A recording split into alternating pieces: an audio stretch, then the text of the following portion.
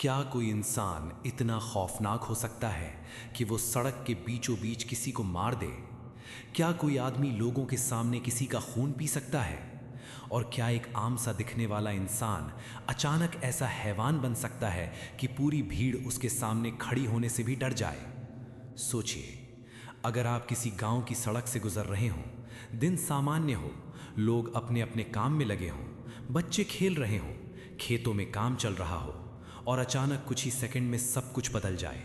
चीखें गूंजने लगें, लोग भागने लगें और सड़क पर ऐसा खौफनाक मंजर बन जाए जिसे देखकर किसी की भी रूह कांप जाए।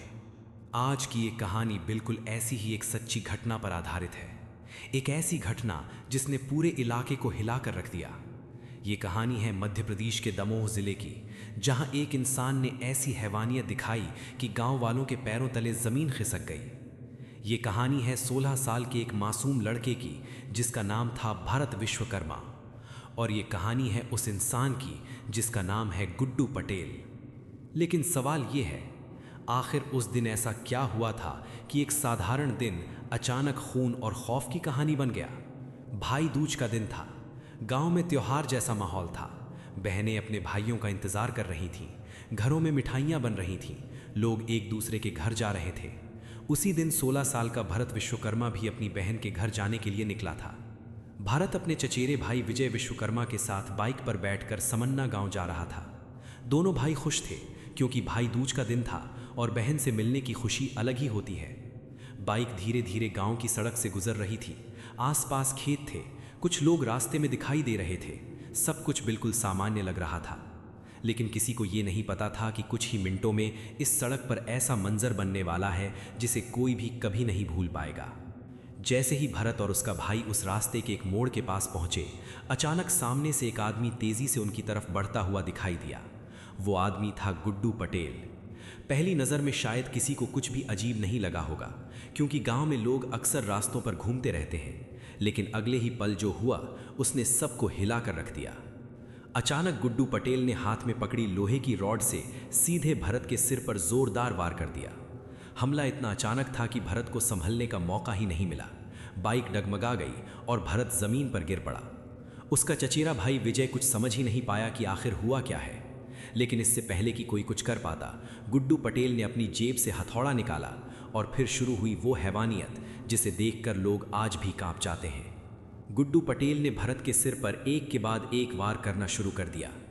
एक वार, फिर दूसरा, फिर तीसरा, और देखते ही देखते लगभग 15 से 20 बार उसने हथौड़े से भरत के सिर पर हमला किया। चारों तरफ चीखें गूंजने लगीं। कुछ लोग दूर खड़े ये सब देख रहे थे, लेकिन कोई भी तुरंत आगे बढ़ने की हिम्मत नहीं कर पा रहा था। कुछ ही मिनटों में भरत जमीन पर बिल्कुल शांत हो चुका था। उसकी सांसें रुक चुकी थीं। लेकिन कहानी यहीं खत्म नहीं हुई। असल डरावनी शुरुआत तो इसके बाद हुई। जिस चीज़ ने इस घटना को पूरे देश में चर्चा का विषय बना दिया, वो था इसके बाद हुआ वो खौफनाक मंजर। लोगों के मुताबिक भरत की मौत के बाद भी गुड्डू पटेल का गुस्सा शांत नहीं हुआ। वो झुका और उसने अपने हाथों से भरत के सिर को पकड़ लिया। लोग दूर से ये सब देख रहे थे और उन्हें समझ नहीं आ रहा था कि ये आदमी आखिर करने क्या वाला है। फिर कुछ ऐसा हुआ जिसे देखकर कई लोगों की हालत खराब हो गई। बताया जाता है कि गुड्डू पटेल ने भरत के सिर से उसका दिमाग का हिस्सा निकाल लिया। लोगों की आंखें फटी रह गईं। कई लोग चीखने लगे, कई लोग डर के मारे पीछे हट गए। लेकिन गुड्डू पटेल यहीं नहीं रुका। लोगों के मुताबिक उसने उस हिस्से को अपने हाथ में उठाया और उसे खाने लगा। ये दृश्य इतना खौफनाक था कि वहां मौजूद कई लोग डर के मारे कांपने लगे। कुछ लोगों ने तुरंत अपने फ़ोन निकाल लिए, लेकिन बहुत से लोग उस दृश्य को देखकर ही सहम गए। और फिर बताया जाता है कि उसने अपने हाथ में लगे खून को भी चाट लिया। उस वक्त वहां मौजूद लोगों के पैरों तले ज़मीन खिसक चुकी थी। अब लोगों को समझ में आ गया था कि ये कोई सामान्य हमला नहीं है, ये किसी पागलपन से भरा हमला है। गांव के कुछ लोगों ने हिम्मत जुटाई। उन्होंने दूर से पत्थर उठाने शुरू किए और गुड्डू पटेल की तरफ फेंकने लगे।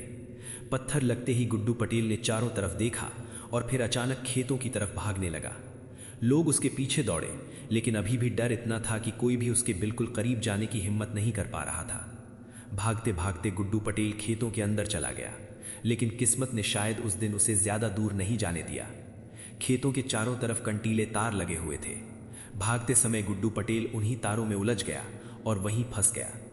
अब गांव वालों ने उसे चारों तरफ से घेर लिया, लेकिन फिर भी कोई भी उसके पास जाने की हिम्मत नहीं कर पा रहा था, क्योंकि उसके हाथ में अभी भी हथौड़ा था। तुरंत पुलिस को फोन किया गया। कुछ देर बाद पुलिस मौके पर पहुंची। गांव वालों ने पत्थर मारकर उसे मजबूर किया कि वो हथियार जमीन पर फेंक दे। जब उसके हाथ से हथौड़ा और रॉड गिर गए, तब जाकर लोगों ने थोड़ी हिम्मत दिखाई।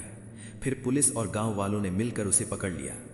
पूरे गांव में उस समय सिर्फ एक ही चर्चा थी, आखिर ये आदमी है कौन और उसने ऐसा क्यों किया। जांच में जो जानकारी सामने आई वो और भी चौंकाने वाली थी।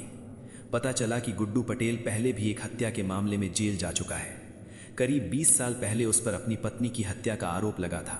उस मामले में वो जेल गया और लगभग 2 साल पहले ही सजा काटकर बाहर आया था। गांव के लोगों का कहना है कि वो अक्सर गांव में इधर उधर घूमता रहता था और उसका व्यवहार भी सामान्य नहीं था। कुछ लोग उसे मानसिक रूप से अस्थिर बताते हैं, लेकिन सबसे बड़ा सवाल अभी भी वही है। अगर उसकी भरत से कोई दुश्मनी नहीं थी, कोई झगड़ा नहीं था, कोई विवाद नहीं था, तो आखिर उसने अचानक ऐसा हमला क्यों किया।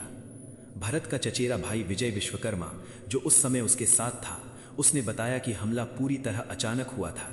उसने कहा कि उन्हें बिल्कुल भी अंदाजा नहीं था कि ऐसा कुछ होने वाला है। उसने बताया कि उसने अपनी आंखों के सामने अपने भाई को दम तोड़ते देखा और वो कुछ भी नहीं कर पाया। पुलिस ने मौके पर पहुंचकर शव का पंचनामा किया और उसे पोस्टमार्टम के लिए भेज दिया। पूरे गांव में उस दिन सन्नाटा छा गया था। एक तरफ भाई दूज का त्योहार, दूसरी तरफ एक बहन का भाई उससे मिलने से पहले ही दुनिया छोड़ गया। सोचिए उस बहन पर क्या बीती होगी जो अपने भाई का इंतजार कर रही होगी। लेकिन उसकी जगह घर पहुंची सिर्फ एक दर्दनाक खबर। पुलिस ने आरोपी के खिलाफ हत्या का मामला दर्ज कर लिया है और उससे पूछताछ की जा रही है। लेकिन इस घटना ने कई बड़े सवाल खड़े कर दिए हैं। क्या हमारे समाज में ऐसे खतरनाक लोग खुलेआम घूम रहे हैं? क्या एक व्यक्ति जो पहले हत्या के मामले में जेल जा चुका है, उसे इतनी आसानी से समाज में वापस छोड़ देना सही है?